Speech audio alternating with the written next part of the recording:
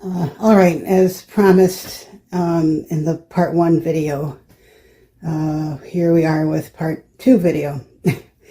The reason I kept the first video, I kind of like the spontaneity of it. I had just gotten the coat. I had only had it for about 3 days. Most of those days I was working. I was not home. The coat went immediately from the UPS box into the closet because I just could not deal with the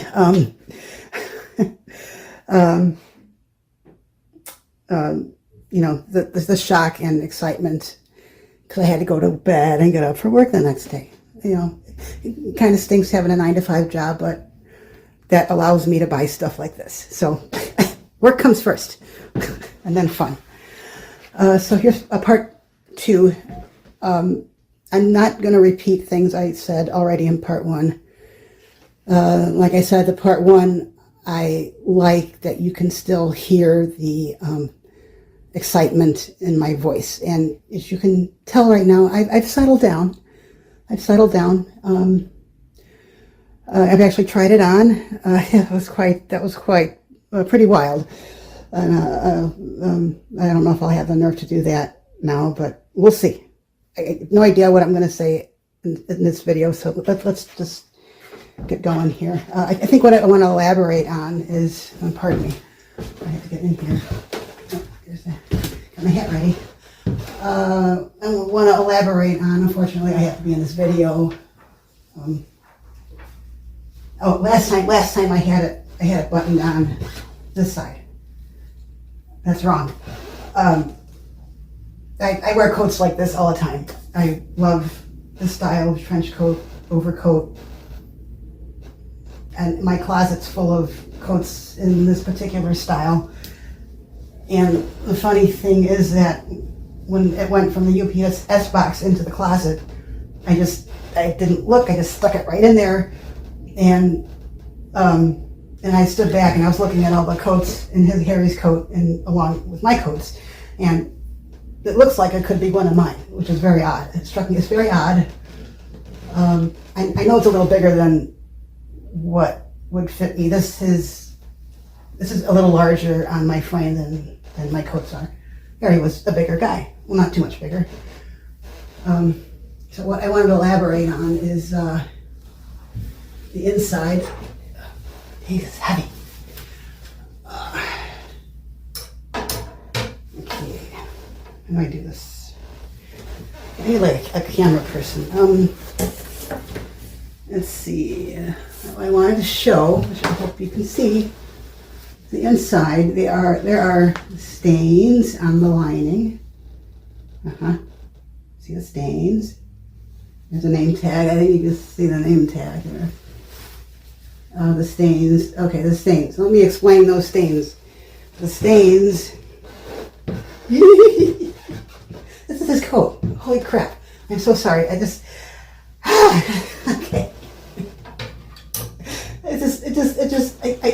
cannot. This is the coat that was in the movie. I don't know how many times I have to repeat that to myself before I believe it. You can really see it in the stills, because my 8x10 stills, they capture more detail. The stains are from, everybody perspires and sweats when they're hot. But in the old days, why am I in front of the camera here? In the old days, on the movie studio sets, the lighting was extremely hot and intense. It had to be, even for black and white movies. And you probably have heard horror stories on the set of The Wizard of Oz, which I believe was in production at the same time ZENOBIA was in production about the same time. I think that was like end of 38 and to spring of 39 for both films. Anyway, The Wizard of Oz lighting, because it was Technicolor, it was a lot more intense, and I read online that the temperatures were up into like the 90s or even 100. That's if you don't have any clothes on, okay? But these, for like Bert Lahr, he had that big fluffy lion suit, and I heard that he was dehydrated and had maybe be hospitalized. Don't quote me. So if it was 100 degrees on the set of The Wizard of Oz being Technicolor, can you imagine wearing this thing? Oh, the lighting was called Klieg lighting, and there was tungsten lighting. Klieg, Klieg, if you want to look it up. But anyway, you can see remnants of Harry wearing this thing and just being probably very uncomfortable. Stains like that remain in clothing even after they've been washed. I know, because I wear coats like this, and oftentimes the satin lining on the inside gets stained from sweating. It happens. But isn't that freaking cool? This was on him. This was on Harry. And I don't know how many times I've been saying that to myself, and it's just not registering. What's wrong with me? I'll be fine. What do I want to do? I want to talk about the, first of all, here's, wait a minute. Wait. The reason, is this recording? Oh, thank God, okay. Sorry. Yeah, I was going to do a part 2 because I was waiting for this thing. You see it? Certificate of authenticity. As though the coat itself is not authentic enough. I do need this. This is very helpful for me when I eventually donate it to the Academy Museum, because it's not for sale. None of the Harry Langdon stuff I am buying is ever going to be sold to anybody. It's going to go to the Academy Museum or the library. I don't know who, but they are going to get it. And I don't care if I'm starving. Okay, I'm not going to sell anything. I'm buying with the intention of donating it, which is, I think, why I won. It's just a theory, and I think that's why in the last year, since 2004, I've just been. It's like the Langdon artifacts that are out there in the wild have just been finding me. I mean, they find me, I stumble across them, but it's up to me to, take the plunge and go, do I try to buy it or do I let it go? And I've been saying, yeah, I'm going to buy it, but with the intention of giving it away. Not with the intention of, I'm going to hold on to this until, years from now, and it'll double in value, and then I'll sell it and make a profit. That's not what I'm doing. But anyway, it'd be nice if the Academy had this, which is why I've been waiting for it. Okay? And I got that. And then I also have, this is the, the Profiles in History sales tag from December of 2020. Okay. So as far as the history of the coat, I have no idea where it's been. Where have you been? It's a mystery. I can only go as far back as December of 2020, which is when it first went up for auction. Well, actually, I can go back further than that. I'm assuming the coat was originally. I'm assuming. If I'm wrong, please let me know.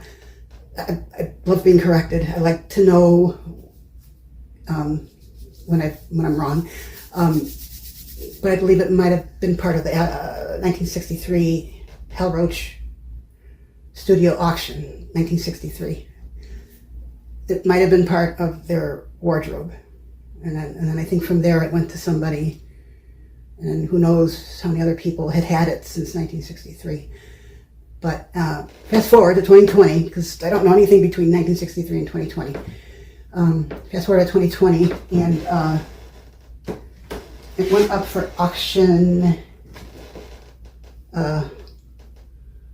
What is this? Profiles in History. Oh, Heritage. I think the Heritage auction. Anyway, whatever. I think it went up for auction in December of 2020, okay? And I think it was Heritage Auctions, I think. But it sold for $400. I am not going to tell you how much I paid for this, but it was more than $400, and less than, well, if you look up the auction, you'll see what I paid. But it really was, I was prepared to bid, 5 times as much as what I paid, so that's good. So I did good. December 2020 was up for auction, and guess what? I didn't even hear about the auction until after the fact. I went on Google sometime in December of 2020. I was looking for Harry Langdon something or other, and this auction came up, and I clicked on it. I go, what's this about? What's going on here? And it turns out I missed it. I was livid because I didn't know about it. I didn't have a chance to bid on it. I certainly would have tried to bid on it, but the fact that I didn't even have a chance teed me off to no end. But anyway, that was hard to let go of. And so that was December of 2020. And then it's December 2020, and then fast forward to September of this year, when I find out via my Laurel Hardy connections on Facebook that there's a huge Laurel Hardy auction coming up at Live Auctioneers, courtesy of Central Mass Auctions. And here's the that's the first page of their. Look, yeah, I'm an artist, okay, and I have a few opinions about the photography that was done for this auction.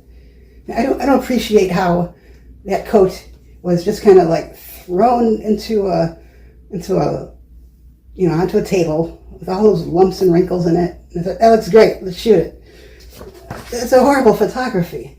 I mean, maybe that's good for me because it kind of made the coat look bad. Maybe kind of discouraged other people from voting or bidding on it. But this is the most horrible photography of a vintage item I've ever seen in my entire life. And yeah, but I mean that's just terrible. That's awful. Versus 4 years ago, the 2020 auction. Oh, isn't that nice? Look at that. Don't you want to bid a lot of money on that? Don't you want to pay a lot of money for that coat? Nice coat. Yeah. But anyway, I think the lousy photography kind of helped me keep the bidding down because it looked like a terrible piece of clothing. I'm talking too much. See, I knew I was going to ramble, and am I still recording here? Great. This is getting long. Shoot. All right, I better wrap it up. Okay, got a certificate of authenticity. Mention the stains. I wanted to mention the stains and the lighting, how hot it was. You want to hear something funny? Okay. I was really worried that, this being Harry's coat and knowing that he was a heavy smoker, I was worried that when I got the thing, it would smell like an ashtray. But it doesn't really smell like anything. So that's great. I mean, I don't know. I was really happy about that. My dad was a 2-pack-a-day smoker, and when he passed away, we had a lot of his clothing. We, as much as we wanted to give it away and donate it, we couldn't wash the cigarette smell out of it, so we ended up throwing all his clothes out. So just to let you know about smoking and clothing, and in case, It's useful information.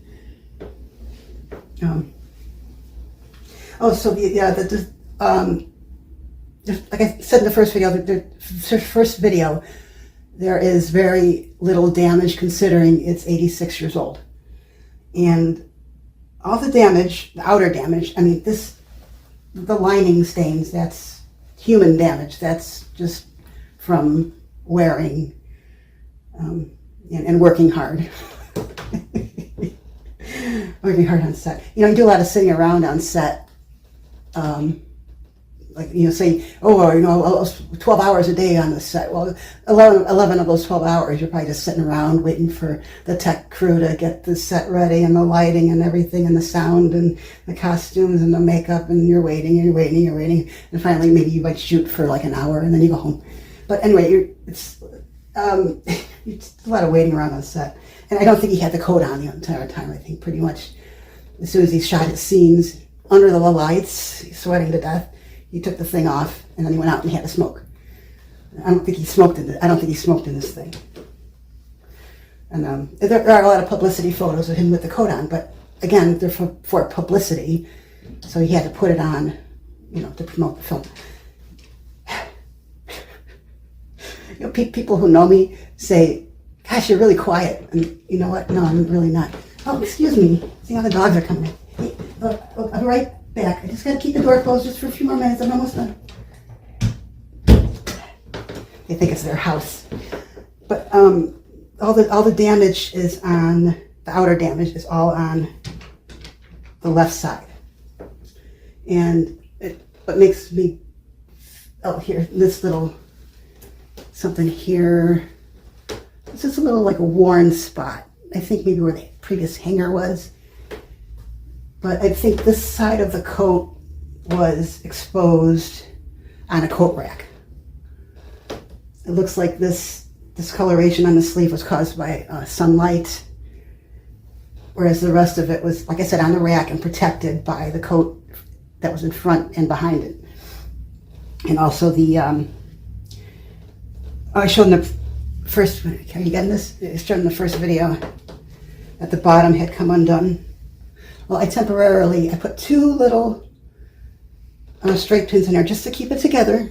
I didn't do anything permanent.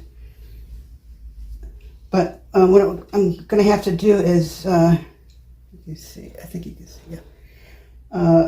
The thread's unraveling. It's going to continue to unravel all the way up there. So what I need to do is just put a little anchor stitch just to stop it from unraveling. Just so you know, my grandma was a seamstress. That's how she made her living, because she came here from the old country. She was an immigrant. And my mom picked up really good sewing skills from her mom, and then I picked up those sewing skills as well. I have to hem every pair of pants I buy, because they say short, but they're not quite short enough for me. So I've had, most of my adult life, I've been sewing and hemming my own clothing. So I know a little bit about sewing, enough to know that I'm not going to do it. I can sew just very loosely, some anchor stitching just to keep it together, but not permanent. So I will be doing that.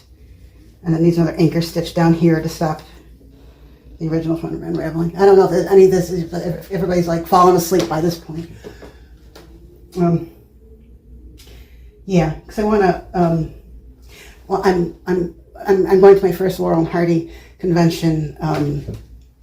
When is it? June 2026, San Diego, and I am aware that sometimes they have like these dress up. Wear a costume and dress up as your favorite Laurel Hardy character occasions, and I would like to wear this along with my top hat. Just because, I mean, why not?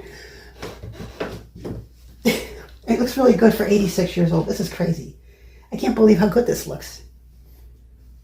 Like I said, Harry was 5'6", and by the time he made Zenobia, he was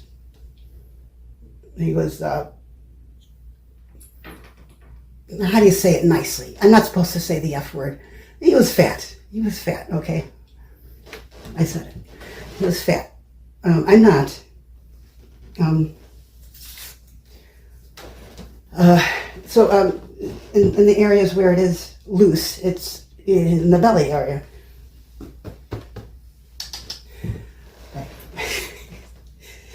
Well, I give him credit because he was probably at his heaviest in ZENOBIA, and he did lose weight in the early 40s when he made a movie called Double Trouble, because that's the last time he wore his traditional character costume, the double. My dog's scratching at the behind the door right now. Hey, knock it off. But he had his double-breasted screen character jacket. He tried that jacket on in 1939 while he was making ZENOBIA. He would not have fit it. So I think I don't know if he lost the weight intentionally so he could wear his costume again in Double Trouble. I'm just inferring, possibly, but he lost some weight between 39 and 41, I think that was. And then before he passed away, he gained that weight back. Yeah, so I've been talking and talking. Geez, this is not about me. It's about the coat. But anyway, I'm trying to button it on this side. Silly. So Harry was 5'6". I'm 5'1" and some change. My dad was 5'5", so wearing this coat feels like I'm wearing something that my dad, like my dad's clothing. And it's loose, but it's not like cartoonishly too big on me. Shoot, do I try it on or not?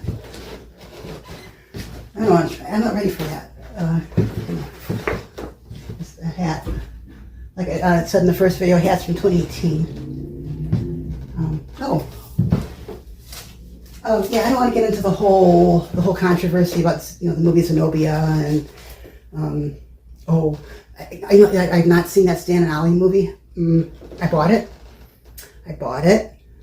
It's still in the shrink wrap. I started unraveling a corner of it, so I'm getting better. One of these days I'm going to open it and watch it. But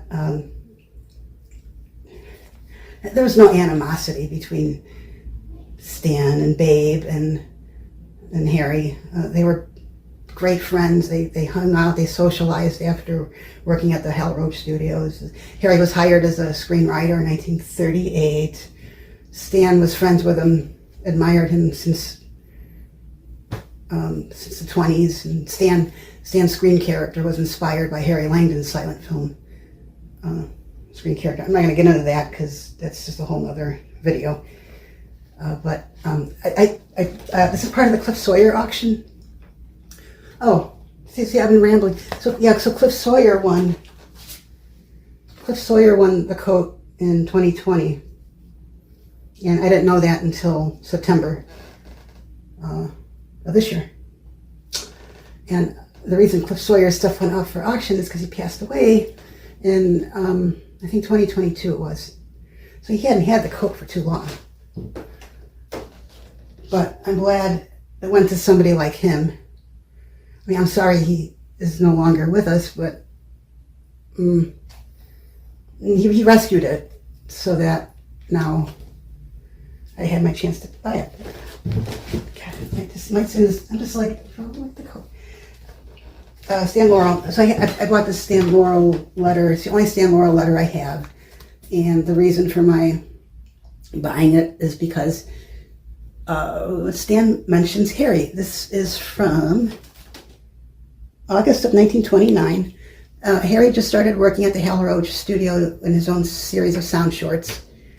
And I don't know if you can read it. Maybe you should pause the video. You can read it. But the last line of the first paragraph, Stan says, okay, we have Harry Langdon working at our studio now. He is an awfully nice fellow, and I think a really funny comedian.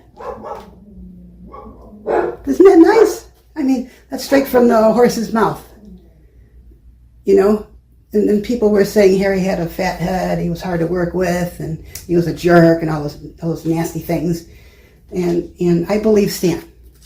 Stan was a good judge of character, and this is a very special letter.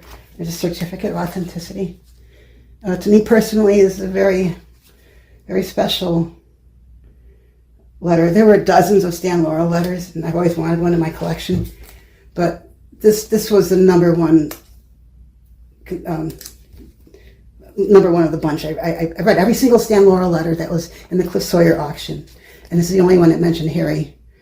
And you can see that what Stan thinks of Harry, which is really, really sweet. So you can see why he hired Harry to be a screenwriter in 1938 for Blockheads, Trumpet Oxford. It's Trumpet Oxford. Oh, the Trumpet Oxford. Can I do this here? Let's see. Trumpet Oxford. I bought a one sheet from Trumpet Oxford. Harry's name's he's got a writer's credit down there at the bottom there. So I thought, okay, well this kind of counts as a Harry Langdon item. I can buy this. And sure enough, I won it. Yeah. How long is this video getting? Holy moly, 26 minutes. Well, I think I should be wrapping up. I mentioned that bigger button. Showed that already. I actually had two with the inside of the coat showing. I got this one, I got this one. But that you can't see it, but I can clearly see the button is there, which is crazy. That little detaily thing is still there. That just blows my mind. I talked about,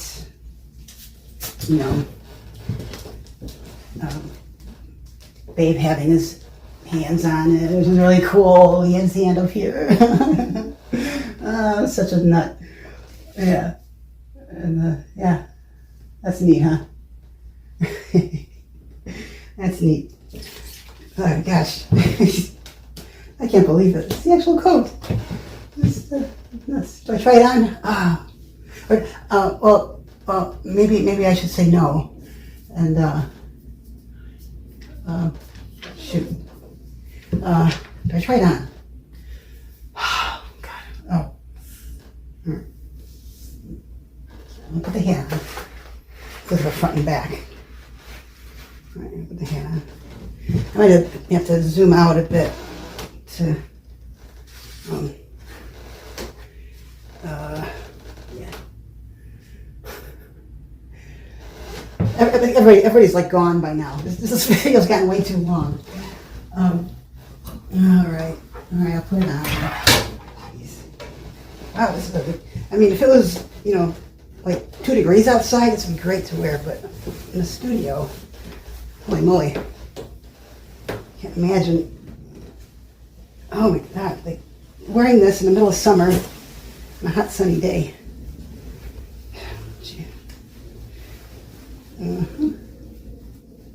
I mean, it feels good. I mean, it's going to look a little big on me. And the shoulders are just a little big. This one. I always get my right and left mixed up. Or, I don't know, maybe I should. Let's see. I might have to get back. I can zoom out. Hold on. I don't have a camera person. I gotta be doing this myself. There's a floor. Some floor. I should be able to. I think I'll be in there. Let's see. Zoom out a bit. Can I zoom out? This is why I'm a painter and I'm not a camera person. I'll get in there. Put it in there. Oh no. Can I get back further? I have to get back a little further. Hold on. Bear with me. We're having technical difficulties here. Oh, gee. Okay. I guess I could have paused it. All right, let's see how that looks. Okay. Oops, that might work. Okay. Oh, yeah, I think that might be. Now if you see the sleeve on Harry in the film, he's got his arm relaxed.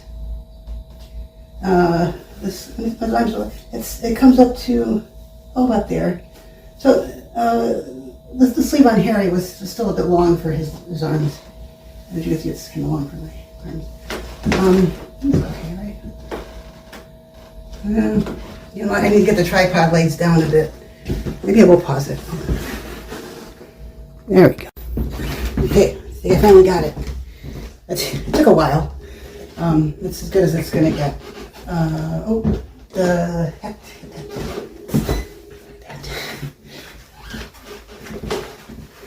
there you go. Yeah. I think on Harry the coat came down just a little past his knees. So obviously it's a little longer on my little body.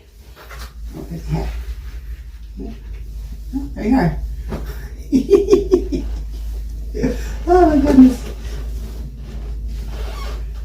Now the only thing that's missing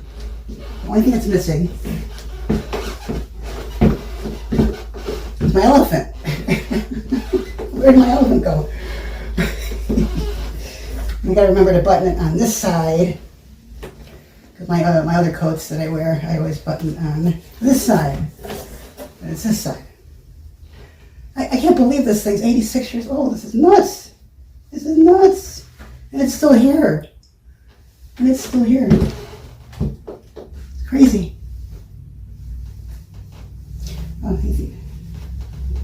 It's crazy.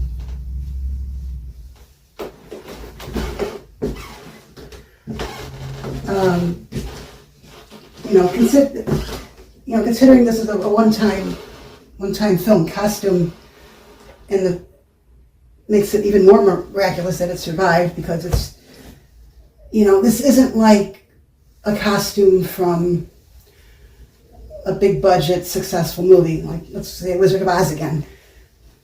Ruby shoes, Dorothy's dress. Everybody wants those things, and they saved them over the decades and the years. But this is just Harry. I can some of the Stan Laurel and Laurel Hardy's costume items, hats and things have survived because everybody has always loved Laurel and Hardy. But this is Harry. Who cares? I mean, I know he's got a very small fan base. Not a whole lot of people like him, and they erroneously think that Harry was trying to take Stan Laurel's place in ZENOBIA, and that was not the case at all. Harry didn't want to do, so I'm going to say, at the time he was working for Laurel and Hardy. He was a writer for them, a screenwriter. Like I said, Harry hung out with Babe after shooting. They went to play golf. Stan would stay at the studio and do editing and write gags and whatnot for the next day. But then occasionally they would all socialize together at Stan Laurel's house. And according to Harry Jr., Laurel and Hardy would often come to his house too and hang out. They were friends. So Harry got approached with this offer to be in ZENOBIA. He was aware of the contract disputes with Roach, and Babe's contract was still active, and he had more films to shoot. Stan was in contract negotiation, and blah blah blah. You know the whole story. But Harry didn't want to do it because he didn't want to jeopardize any friendship he had with them. And he was aware of the fact that if he did agree to do it, the press was going to go nuts and say, oh, look, Harry Langdon's trying to break up Laurel and Hardy. He knew the press was going to do that. And Stan's like, yeah, I know the press is going to do that too, but forget them.